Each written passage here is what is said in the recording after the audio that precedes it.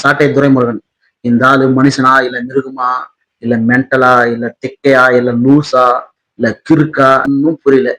ஒரு நாளைக்கு ஒரு பேச்சு பேசுறான் இந்த ஆள். அந்த ஆள் வந்து இந்த திமுக கிட்ட வந்து விலை போயிருக்கான். சாட்டை துரைமுருகன் வந்து தலைவர் விஜயும் அவரோட குடும்பத்தையும் அவ்வளோ கீழ் மட்டும் அவ்வளோ அசிங்கமா பேசுறான். ஆனா இதுக்கான ஒரு பதிலடி வந்து மக்கள் கூடிய சீக்கிரத்துல வந்து 2026 இந்த வருஷம் இன்னும் 40 நாள் தான் இருக்கு தேர்தல், அதுல கண்டிப்பா கொடுப்பாங்க. இந்த சாட்டை துரைமுருகன் வந்து திமுக கிட்ட விலை போயிருக்கான். அது விஜய்க்கு எதிராக ஒரு வீடியோ போட்டா 2 லட்சம் ரூபாய் தான் சொல்லிட்டு நான் கேள்விப்பட்டேன். சாட்டை துரைமுருகன் வந்து விஜய்க்கு எதிராக ஒரு வீடியோ போட்டா ஒரு வீடியோக்கு வந்து 2 லட்சம் ரூபாய் தான் கொடுக்கலாம்னு சொல்லிட்டு ஒரு சமூக ஆர்வலர் வந்து சொல்லி நான் பார்த்தேன். ஆனா இப்போ உண்மை நிலவரம் என்னன்னா, அதே சமூக ஆர்வலர் என்ன சொல்லியிருக்காருன்னா, இவர் வந்து எந்த ஒரு கட்சிக்கு ஆதரவா பேசுறவர் கிடையாது.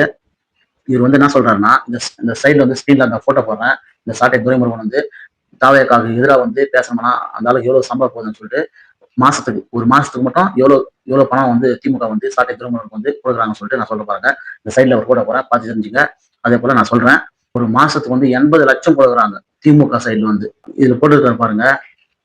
பாருங்க, நியூஸ் சேனல்ல வெளிவந்தது வந்து ஒரு மாசத்துக்கு வந்து சாட்டைக்கு மாதம் 80 லட்சம் கொடுக்கும் திமுக. திமுக ஆட்சியின் அவலத்தை பற்றி பேசாமல் விஜய் மட்டுமே தாக்கி பேசுவதற்கு திமுக தரப்பிலிருந்து சாட்டை துரைமுருகனுக்கு மாதம் 80 லட்சம் ரூபாய் கொடுக்கப்படுவதாக பிரபல வழக்கறிஞர் AP நெல்சன் தனது வீடியோவில் பதிவு செய்துள்ளார்.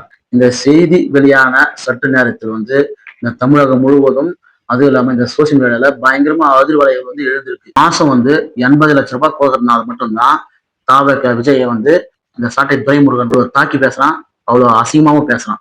ஆனா கண்டிப்பா இதுக்கான பதில் வந்து மக்கள் கொடுப்பாங்க. 2026ஆம் ஆண்டு தேர்தல் கண்டிப்பா வருது. அதுக்கான பதிலை வந்து தமிழக வெற்றி கழகம் வந்து கண்டிப்பா கொடுப்பாங்க. அப்போ மண்ணை கவி ஓட போறான் இந்த வந்து சாட்டை துரைமுருகன்.